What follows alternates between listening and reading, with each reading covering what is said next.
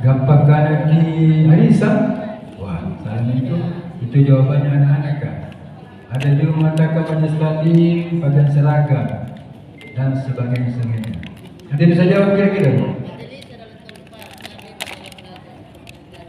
Bagus. Jadi perlu kita ketahui bahwa majelis taklim itu dua kata ya, majlis wa ta'lim. Dari kata jalasa majlus. Ya, duduk-duduk. Ya. Kapan berguna menyambung majelis taklim? Ada di penceramah. Karena kalau belum ada penceramah, belum ada ta'lim. Karena ta'lim artinya membagi ilmu. Jadi saya hadir di sini bukan sebagainya, tidak. Saya juga merasa kekurangan dari ibu-ibu. Karena banyak mubalik juga apa yang ibu tahu belum tentu tahu mubalik kan.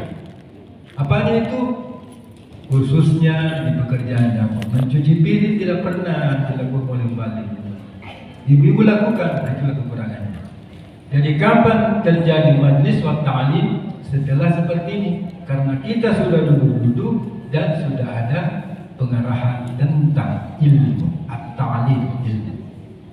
Jadi apa yang sebenarnya kita sampaikan di sini itu merupakan pelajaran bagi kita. Mudah-mudahan ada yang bisa kita manfaatkan.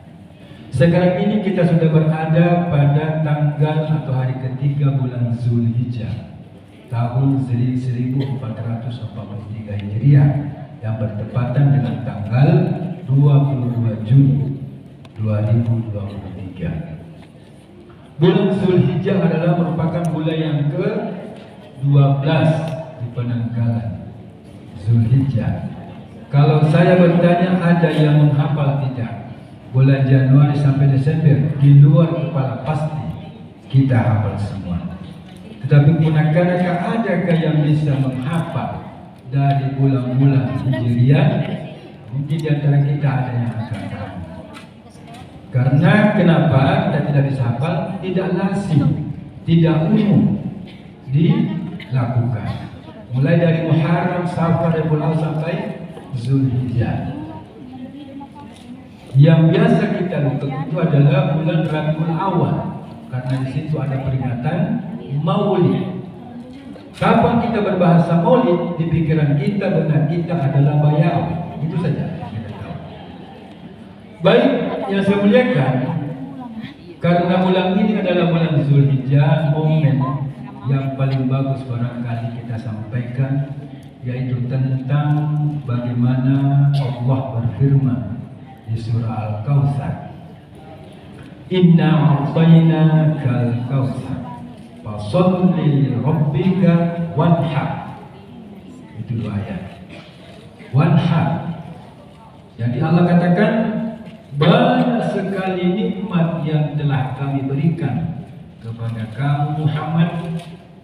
Fasholli, maka sholatlah, wanhar, dan berkurbanlah. Ya, itu dua, berkurbanlah. Kita tahu bahwa berkurban itu yang ada di benak kita menyembelih hewan sembelihan. Nah sekarang ini saya mau bagaimana supaya wawasan kita terbuka. Kenapa mesti terjadi pengorbanan itu yang dilakukan oleh Nabiullah Ibrahim alaihissalam? Kami ceritakan. Suatu ketika Nabiullah Ibrahim alaihissalam berkumpul bersama fisabilillah, ya, teman-temannya yang berjuang di jalan Allah. Kita kenal dan tahu bahwa Nabi Ibrahim alaihissalam itu orangnya royal, ya, royal, dia sekte. Maka pada saat itu beliau mengadakan suatu pesta makan-makan, di mana beliau menyembelih 1000, bayangkan 1000 ekor sapi atau lembu. Kamagamannya di tahun ini kita lihat pada masjid ini semua danasen, ya. Dilihat masjid ini baru sekian ekor, ini sekian ekor. Nah ini Nabiullah Ibrahim 1000 ekor. Itu lembu. Kemudian 300 ekor domba satu bebek, kambing. Berapa itu? Sudah 1.300 ditambah 100 ekor onta. Jadi lumayan. Kalau sekecamatan Talon mau dibagi-bagi dagingnya barangkali melebihi keluar daripada kecamatan Talon kalau 1 kilo. Nah ini Nabi Ibrahim melaksanakan ini pesta. Karena apa yang terjadi sampai-sampai bisa bilillah itu berdecak kagum. Betul-betul berani. Ya. Malaikat memujinya, mendengarkan decakan kagum daripada orang-orang yang ada sekitarnya, timbul riaknya. Ya, timbul riaknya Nabi Ibrahim ini. Apa nakana? Dalam bahasa Makassar, ca diregi napunanjo. Ca direginya kalau 1000 ji. Seandainya Allah memberikan kami keturunan, yaitu seorang putra atau anak, nah Allah sendiri memerintahkan kami untuk menyembelih, usembelih. Dia berani katakan karena nampak anak-anak. Sama dengan kita. Baik, seandainya saya lebih daripada itu, karena tidak. Banyak yang hanya sumbangkan 1 juta di masjid. Nah, ini seandainya saya ada uang melebihi. Itu karena kita tidak punya. Sama jadi semua. Dan demikian Ibrahim. Pada saat itu Allah menulis merekam Ibrahim. Nazar bin Ibrahim. Maka singkat cerita, pada malam tanggal 8 Zulhijjah dikasih mimpi ya. Nabi Ibrahim itu diperlihatkan dalam mimpimu. Ya Tarwiyah Ibrahim, wahai Ibrahim, saya datang menagih apa yang pernah kamu ceritakan. Sampaikan. Karena ya, di situ Ibrahim selalu berdoa sebelumnya, sebelum dalam Zulhijjah ini, berdoa kepada Allah, Rabbi habli minas sholihin. Allah karuniakanlah kepadaku anak yang soleh. Singkat cerita, lahirlah Nabi Ismail alaihissalam. Ya. Jadi Allah datang dalam mimpinya ya, dikasih mimpi Ibrahim. Ya Tarwiyah Ibrahim, wahai Ibrahim, saya datang ini menagih apa yang pernah kamu sampaikan. Tetapi malam itu tidak percaya. Wah, jangan-jangan ini iblis yang datang mengganggu keharmonisan rumah tangga saya. Sampai-sampai saya dikasih begini, dia diamkan. Makanya pada hari itu disebut dengan hari Tarwiyah, hari penegasan. Ya, hari penegasan. Makanya ibu-ibu yang sudah melaksanakan puasa hari ke-28, hari ke-8 Zulhijjah, 28 hari ke-9 hari Arafah, dan 29 itu ya kita lebaran. Jadi Nabi Ibrahim diperingatkan pada saat itu. Apa katanya? Allah, saya datang untuk menagih daripada apa yang pernah kamu ucapkan. Maka Rasulullah SAW berfirman bersabda, "Man sana'at min ajli ma lam ya'lam Allah." Siapa di antara kita pada hari Tarwiyah itu atau hari ke-8 Zulhijjah berpuasa Tarwiyah, maka pahalanya tidak ada yang bisa menghitung kecuali Allah Subhanahu wa taala. Itu ya. Jadi hari Tarwiyah, hari ke-8 Zulhijjah atau tanggal 27 nanti. Kemudian pada malam ke-9 Zulhijjah kembali didatangi mimpi itu. Nabi Ibrahim lagi bermimpi. Ternyata Ibrahim dah bilang, betul-betul kali ini, ya, jangan-jangan masih ini adalah bujukan setan ataukah godaan setan yang ingin menghancurkan keharmonisan keluarga saya. Apa kata mimpi, ya, penyampaian Allah dalam mimpinya itu? Allah berkata atau dalam mimpi itu, arafa Ibrahim annahu minallah wa lam yakun minasyaitan. Kata Allah dalam firman itu, sesungguhnya ini akulah Allah yang memberikan kamu mimpi, ya, bukan dari syaitan. Makanya pada hari itu disebutlah Yaumul Arafah. Yaumul Arafah artinya hari penentuan. Hari penentuan. Rasulullah ditanya tentang hari Arafah, maka Rasulullah apakah atau apa fadilah orang yang berpuasa pada hari Arafah itu?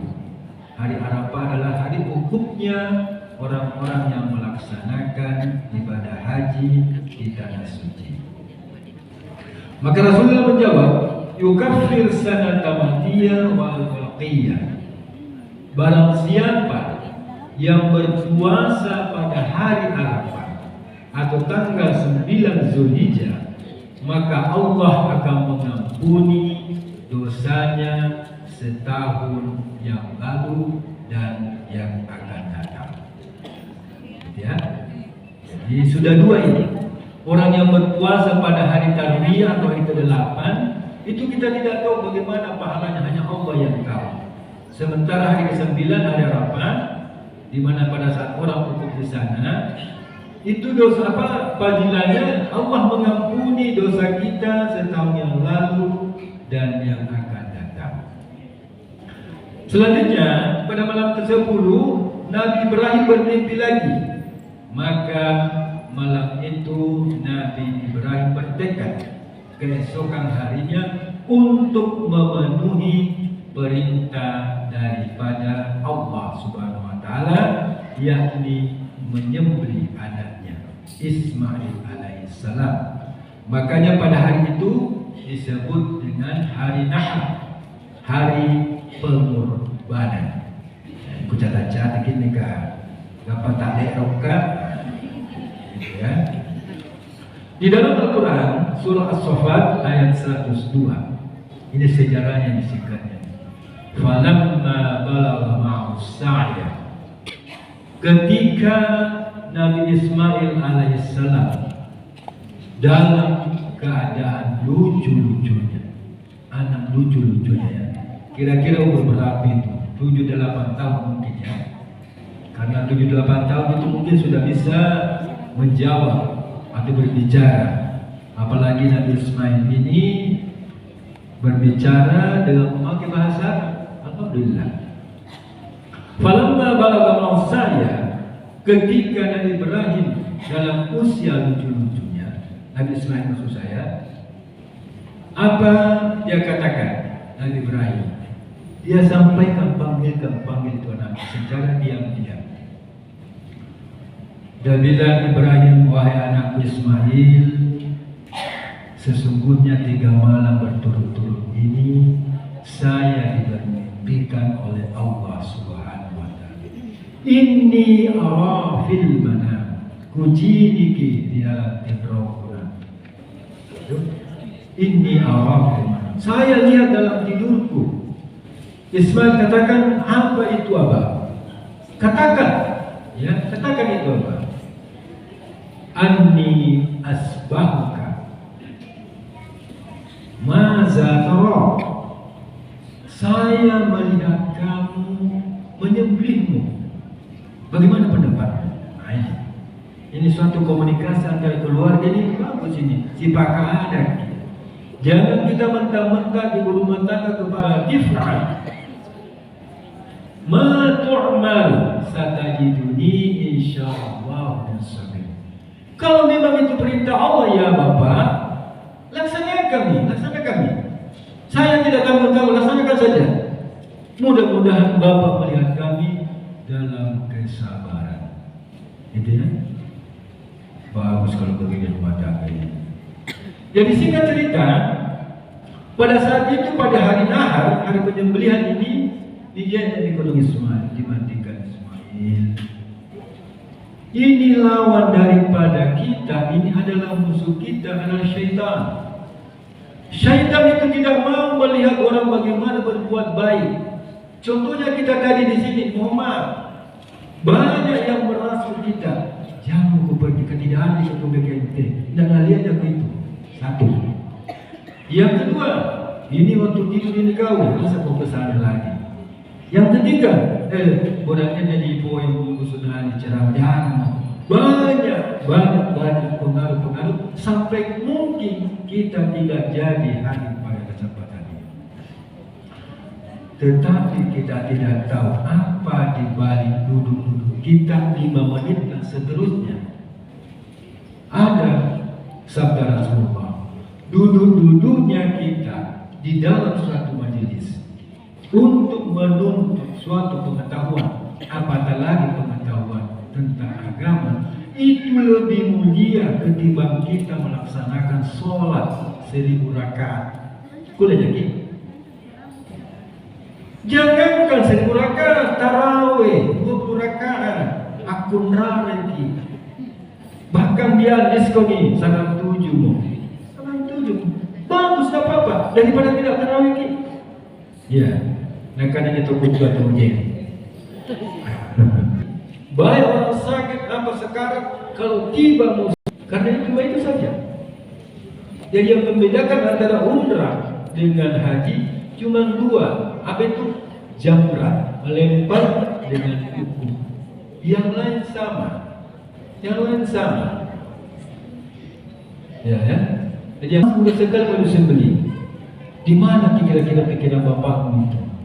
Kenapa bukan dia saja yang sembeli dirinya? Itu kata daripada syaitan. Apa kata Nabi Ismail alaihissalam? Saya sudah tekad. Ya, saya sudah tekad. Dan tidak ada yang bisa mengganggu saya lagi. Enyahlah kamu setan.